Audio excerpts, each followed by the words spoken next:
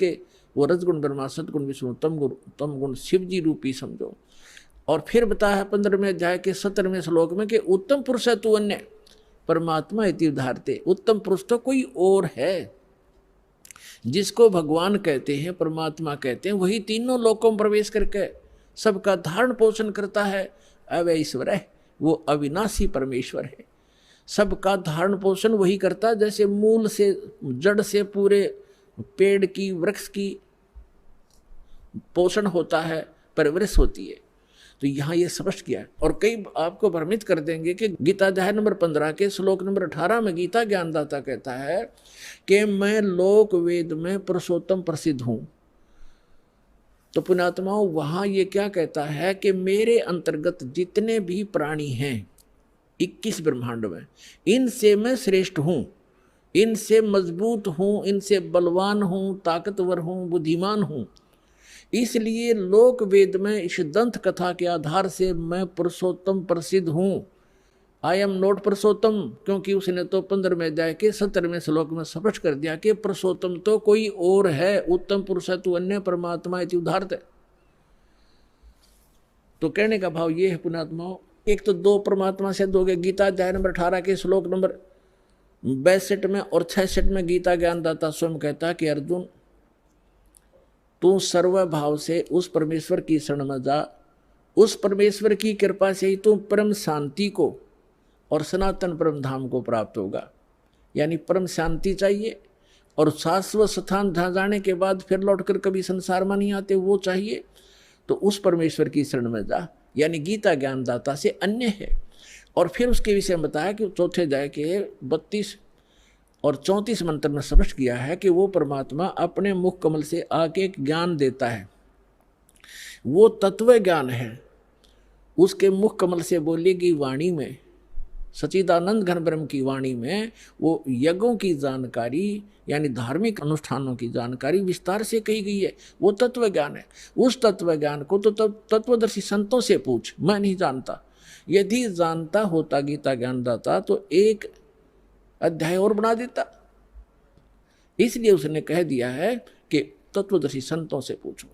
फिर बताया है कि तत्वदर्शी संत की प्राप्ति के उपरांत 15वें अध्याय के 4थे श्लोक में परमेश्वर के उस परम पद की खोज करनी चाहिए जहां जाने के बाद साधक फिर लौटकर संसार में कभी नहीं आते। 17वें अध्याय के 23वें श्लोक में उस परमेश्वर को पाने की, शाश्वत स्थान को पाने की, उस परम धाम को पाने की विधि बताई है। ओम तत्सत इति निर्देश ब्रह्मण त्रिविध समर्थ है। उस सच्चिदानंद घन ब्रह्म के पाने का इस 3 मंत्र के जाप का निर्देश है, फाइनल फैसला है, नथिंग एल्स। तो गीता ज्ञानदाता ने अपना नाम तो ओम स्पष्ट कर ही दिया। तत् और सत ये सांकेतिक हैं, ये तत्वदर्शी संत के लिए छोड़ दिए। तो वो तत्वदर्शी संत ये रामपाल दास सतलोक आश्रम बरवाला जिला हिसार में है। इसके पास वो कंप्लीट कोर्स है। तत् और सत ये सांकेतिक है। तत् ये अक्षर पुरुष का मंत्र है, ये अन्य मंत्र है, तत् नहीं है, अन्य मंत्र है। और सत ये परम अक्षर ब्रह्म का मंत्र है, जाप है, वो अन्य मंत्र है। उसको सार शब्द भी कहते हैं, सार नाम भी कहते हैं, आदि नाम भी कहते हैं। तो ये कंप्लीट कोर्स है उस परमेश्वर के पाने का।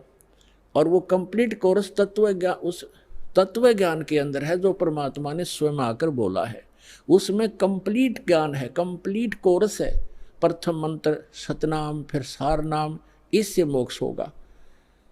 वो साधना इन वेदों में नहीं है। वेदों में परमात्मा की महिमा है। परमात्मा कबीर जी ने 600 वर्ष पहले अपनी अमृतवाणी में तत्व ज्ञान में कहा था कि वेद मेरा भेद है, मैं ना मिलूं वेदन के माही, और जौन वेद से मैं मिलूं। ये वेद जानते नहीं, ये चारों वेद मेरी महिमा का गुणगान करते, लेकिन इन वेदों में वर्णित विधि से मेरी प्राप्ति नहीं हो सकती। और जिस ज्ञान से, जिस वेद से, उस तत्व वेद से मैं मिलूं, वो ज्ञान इन वेदों में नहीं। ये वेद जानते नहीं। वेद मेरा भेद है, मैं ना मिलूं वेदन के माही, और जौन वेद से मैं मिलूं। ये वेद जानते नहीं। उसको बताने के लिए स्वयं परमात्मा थे। तो हमारा जो प्रसंग चल रहा है, हमने पुरुष को सिद्ध करना। पुरुष माने परमात्मा। ये देखिएगा, श्रीमद् भगवत गीता रख दी, यजुर्वेद उठा लिया, और ये महर्षि दयानंद सरस्वती द्वारा ही अनुवादित है। ये यहाँ से प्रकाशित है, ये वही वाला है जो हम पढ़ रहे थे अभी थोड़ी देर पहले, ये वही वाला है। हम 44वां अध्याय पढ़ रहे हैं, 40वां अध्याय यजुर्वेद का। 15वें श्लोक में हमने पढ़ा है ओम करतो समर कलवे समर करतो समर। ये तो पढ़ लिया कि ओम नाम का जाप काम करते करते श्रवण करो, विशेष कसक के साथ श्रवण करो, मनुष्य जीवन का प्रथम कर्तव्य जानकर श्रवण करो। वायु अनिलम अमृतम अथ ईदम भस्मांतम शरीरम। शरीर भस्म होने पर, नष्ट होने पर, छोड़ने के समय जब आपकी जो वायु है, प्राण आपके जो जीव है, उसमें इतना अमृतव हो जाएगा कि वो जो ओम से होता है। अब हम यहाँ आते हैं 44वां अध्याय 40 में जाएगा 17वें श्लोक में, ये 17वां मंत्र है। इसमें लिखा है हे मनुष्यों, जैसे ज्योत स्वरूप रक्षक